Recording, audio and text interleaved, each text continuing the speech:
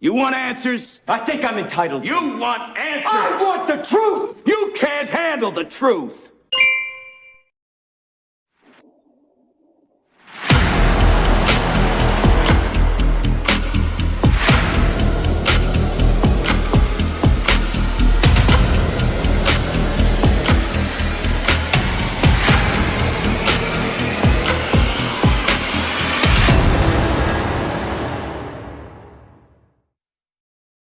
Well, everyone, welcome back to the Prepared Mind channel. I want to talk about sleeper cells with you.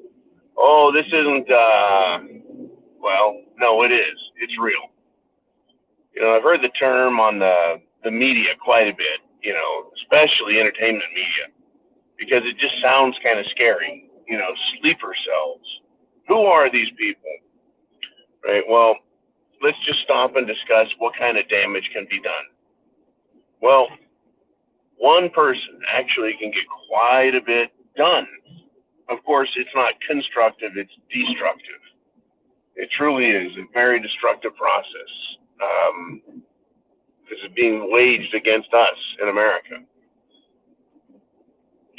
But one person, two people, a small team can do a lot of damage. So what they're saying is that in the state of Washington, they arrested two guys who took out power substations. And I kind of, you know, they describe them as a sleeper cell. No. They describe them as, I don't know what they describe them as. I think they're idiots, right? Their truck was photographed or filmed, video surveillance, while committing the crime of disabling this power station. And they also had their cell phones on them. Clearly, folks, these are unsophisticated morons, or they're complete and total patsies. Take your pick, either way, morons, right? But what has happened with this, both the North Carolina incidents as well as the Washington and Oregon incidents, is we've learned that, well, Americans have learned an entire state can be taken out by a single sleeper cell, a single group of people who are fine one day, normal or apparently normal, and the next they can perform serious acts of terror. And that's exactly what this is. Whatever their beliefs, whatever their politics, and I know that the two dum-dums they caught in Washington are not Republicans. Whatever their beliefs are, right, they want to force them on everyone else and make everyone else suffer for their beliefs and cause political action to be taken. That is, give in to their demands, or people will be hurt, people will die, et cetera, et cetera. Correct. Let's see. There we go. That is using terror, using violence or the threat of violence. Violence or the threat of violence. That's terrorism. Essentially, what these guys did is they used violence. But just two guys caused hundreds of thousands of people problems. In North Carolina, well, they still haven't arrested anybody. I'm sure it would make the news, don't you? Because that entire state was practically blacked out. Well, how many millions of people have to lose their power before the FBI does their job? Or could it be that, well, in Washington, it was just a couple of idiots, while in North Carolina, it was more, shall we say, professional terrorism? Now, what we don't know is what we don't know. North Carolina could be part of a sleeper cell system of trained infiltrators, trained terrorists who didn't drive a pickup truck right to the scene, or drive their own pickup truck to the scene of the crime, who didn't have their own cell phones on them. Right? You would think that if you were going to drive, you would get out of the car before there's any security, and that car wouldn't be yours, so that you wouldn't get caught, and that you wouldn't be carrying a cell phone, so you couldn't be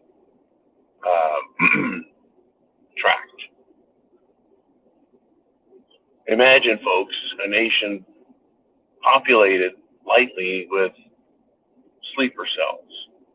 Let's say 100 cells with 4 guys each. So they're operable, right? They can do things.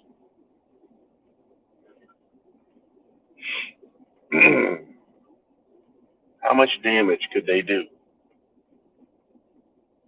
Well, quite a lot. I think we've seen now how dangerous people can be. We understand how few people it takes to cause a great amount of damage.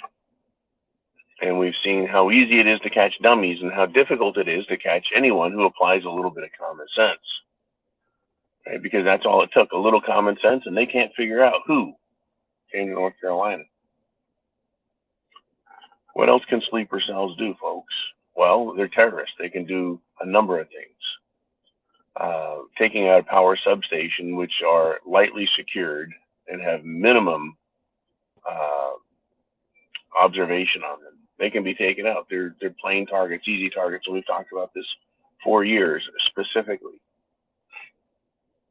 But they can take out power stations. How about taking out